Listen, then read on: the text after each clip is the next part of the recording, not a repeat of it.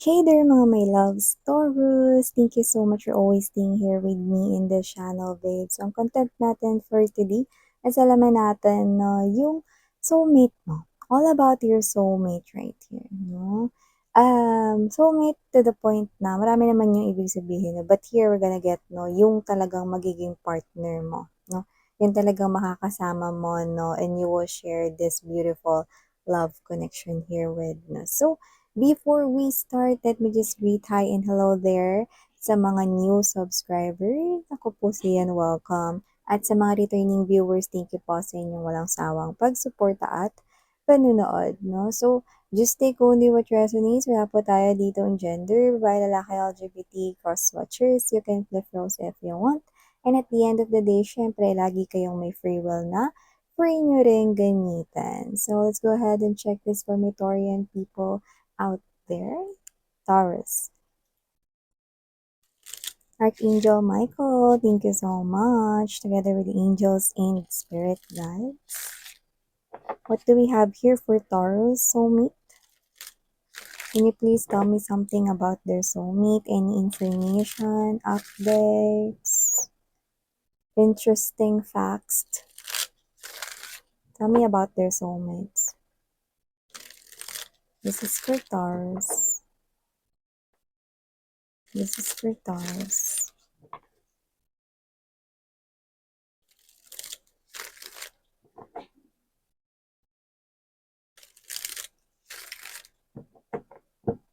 Okay, let's go ahead and check these messages for my Taurians people out there.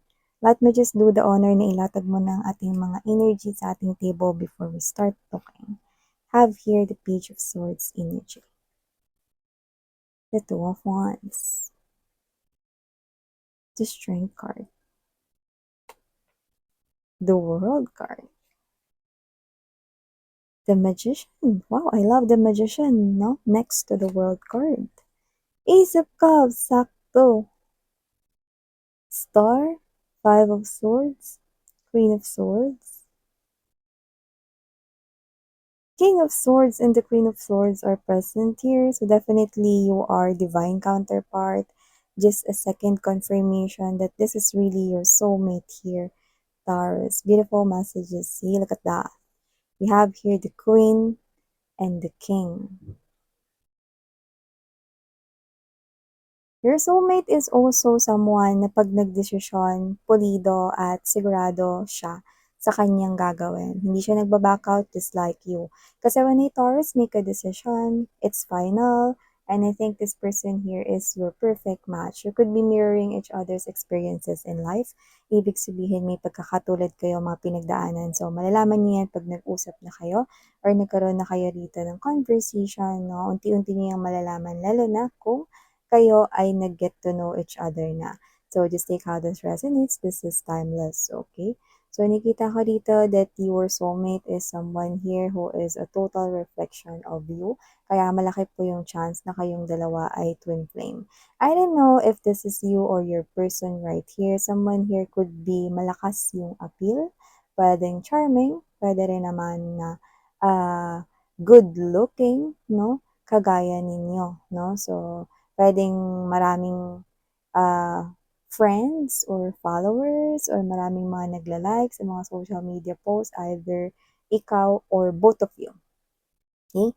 Told ya guys, you are a total reflection of each other's selves. So, nakita ka dito that meron kang mga bagay na na-achieve na posibleng na-achieve niya rin. Yan, no? At nakita ko rito na may pagkakaparehas kayo, kagaya ng mga parang sa mga favorite na inumin, favorite na mga activities, na like, oh talaga, gusto mo rin yung snorkeling, ay gusto ko din yan, yung mga ganon. So, maaari meron kayong pagkakaparehas na sports. So, gusto mo rin yung basketball, ay ako din. Yan, no? So, whatever the case may be, both of you, meron kayo rito mga pagkakapareho at posibleng kulay, no? Food, drinks, even yung mga clothes, no? Like maybe both of you, like simple lang. Yun ang nakikita ko rito, yung wala masyadong print. So, I think this person here is simple and casual yung datingan ng kanyang mga suotan, 'no. So nakita ko dito that your person here is an honest individual. Your soulmate is, um,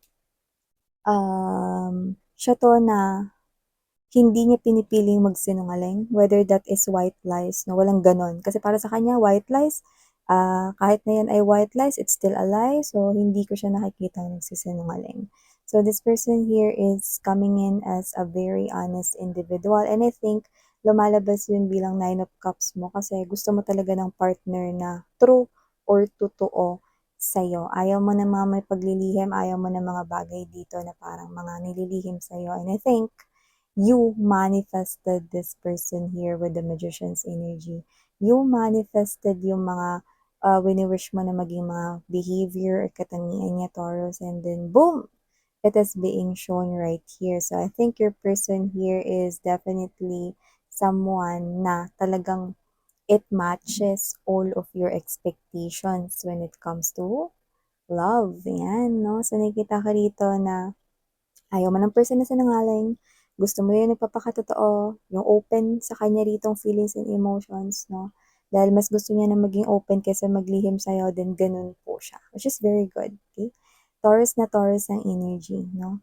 Tsaka kahit ano naman mga babes 'no, ang maging zodiac sign niya, 'no? Nakikita ko siya that this person here will open up everything at nakikita ko 'no na mas madalas siya rito na mag-a-update sa'yo.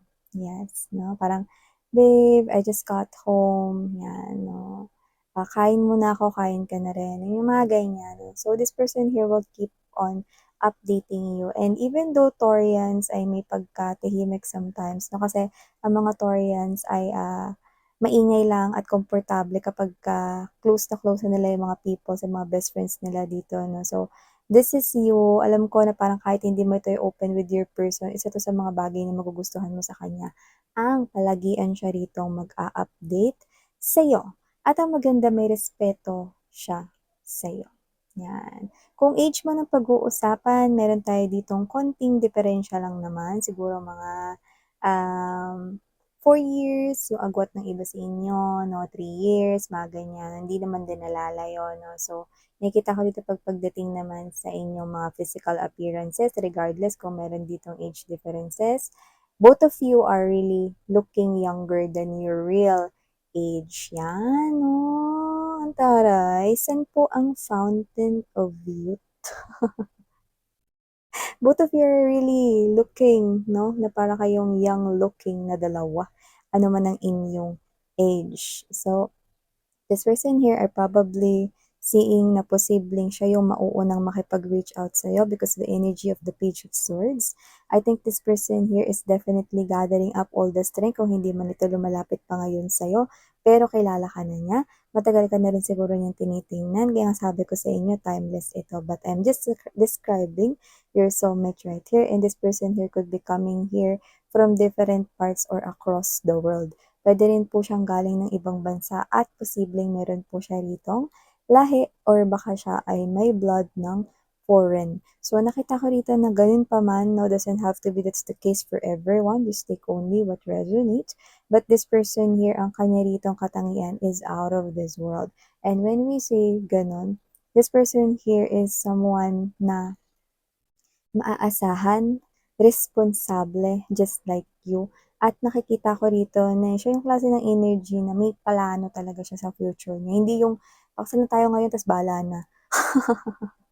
Hindi siya gano'n, 'no? So, maganda ito kasi gusto mo rin talaga ng someone dito lumabas na yung responsable, yung magiging responsible sa'yo at sa magiging family ninyo together, yung hindi sana tamad, yung hindi lazy, 'no? And I think you manifested here someone na mag-i-exceed ng iyong expectations when it comes to love, 'no? At saka ito, nakakaloka na siguro ito yung bagay na parang pinaka-wi-wish mo. Nakita ko kasi ito sa iyong, kailaliman 'no, ng heart 'no, na parang gusto mo na yung soulmate mo 'no, 'pag dumating siya sa life mo, yung matatakot siya na mawala ka sa buhay niya. And this person here is gano'n. Yun yung nakikita kong magiging biggest fear niya, na never siya ritong gagawa ng kahit na anong paraan upang magkahiwalay or magkalayo kayong dalawa. Ayan 'no. Kung may mga bagay man na hindi ka gusto sa kanya, willing siya ritong baguhin iyon upang magkaroon ng mas harmonious at mas maayos na pagsasamahan sa inyong koneksyon. Bagay na gustong-gusto mo pagdating sa isang committed na relasyon, 'di ba? So, ang taray, 'di ba? At nakakita tayo dito ng mga initial letters. Let me just give it to you. I'm seeing letter M, letter A, letter N, letter G, at letter S. So, maaaring yan ay initials or part of the letters ninyo or niya.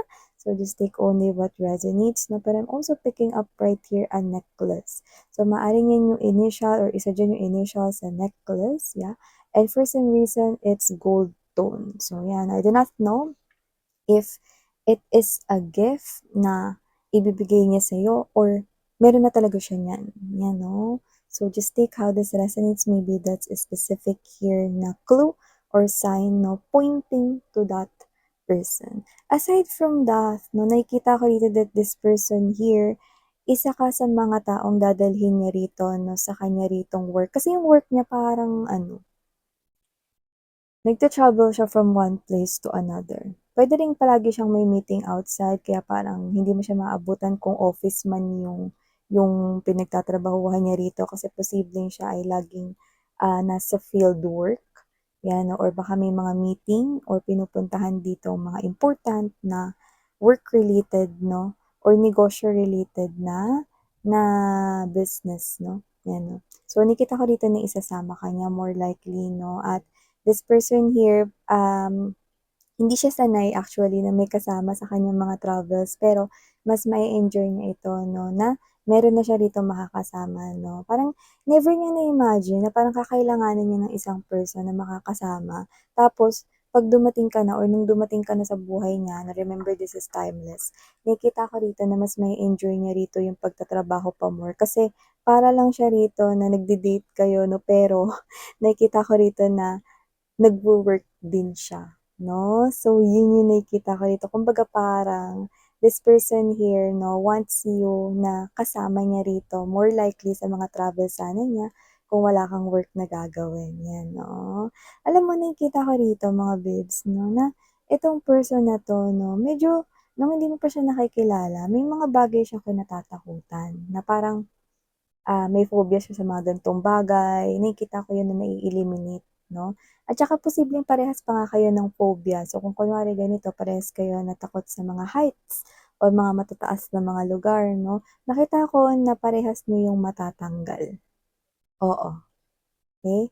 So I think that is one of the most exciting part that you will do 'no, ng magkasama dito 'no. At saka alam mo, nakikita ko rito, hindi ko alam kung sino 'tong person na 'to, pero nakikita ko na kaiinggitan kayo ng marami. Kilala niyo man kahit hindi niyo kilala yung mga tao. Grabe! Grabe yung person niya, nakita mo ba? 'Yan 'no, puwedeng kasi nga sabi ko sa inyo 'no, maaaring good looking itong person na 'to kaya makaka-receive kayo ng mga compliments 'no. Kunyari nasa mall kayo, masasabi na, "Uy, alam mo perfect couple sila kasi tingnan mo oh, ang gwapo ng guy, ang ganda ng girl." Ayan or LGBTQs of course welcome din kayo. I'm hearing a lot of compliments, "Ang swerte naman ni girl," or, "Ang swerte naman ni boy, ang swerte naman niya." Mga gano'n. So, nakikita ko dito that meron kayong mga maririnig na, "Uy, grabe ang perfect ng kanilang connection 'no." 'Yan, and more likely, nakakatuwa na marinig mo sa mga friends mo 'yan, pero mas nakakasarap sa pakiramdam na narinig mo sa ibang tao, "Ang gwapa ng boyfriend niya," or, "Asawa niya na ba 'yun? Grabe nakakakilig 'no, kung ganyan yung asawa ko." Yung may mga gano'n 'no. So, wow, 'di ba? And what I love about this one is the World card energy and the Magician. Yung iba kasing mga Taurians na nakuha ko rito parang tumigil na kayong umasa na nakakakuha pa kayo rito ng wish fulfillment regarding sa love talaga na gustong-gusto ninyo and then boom! It's a new world, it's a new beginning, it's a new life when it comes to your love life. And I'm seeing that this is more than what you expected, this is more than what you manifested, and this is you who do all of the works right here and then you called this true soulmate to come into your life and now this person here is making his or her way to ya. Yeah, no? And this person here will definitely be more than that someone yeah, I'm seeing that, no? Number 22, angel numbers 222, your real soulmate is definitely around the corner, already near to you. If this is not yet entering your life, so near na siya, so close na siya. Union is very close. Everything right here is so wow. Sobrang lapit na. Others of you are already talking with this person right here, no? And this person here is actually observing you right now. Ikaw ang inspiration niya dito. Kaya parang kahit hindi pa kayo nagkakakilala, posible na ikaw na yung kanyang wallpaper sa kanyang phone or sa kanyang desktop, laptop, any gadgets, no? Yan. So, yeah, this person here, okay, bago ka pa niya dito makilala, kadaupang palad or whatever, I think this person already knows who you are. Doesn't matter if kilala mo siya or hindi, basta nakikita kong mauuna siyang makilala ka. So yeah, maaring mahilig tong mag-emojis, mga ganyan, no? So maaring bawat text messages or chats may mga emojis, okay? So yeah, just take only what resonates here, Taurus. Thank you so much for your time here, babe, and saranghaeyo. Love and light. Annyeong.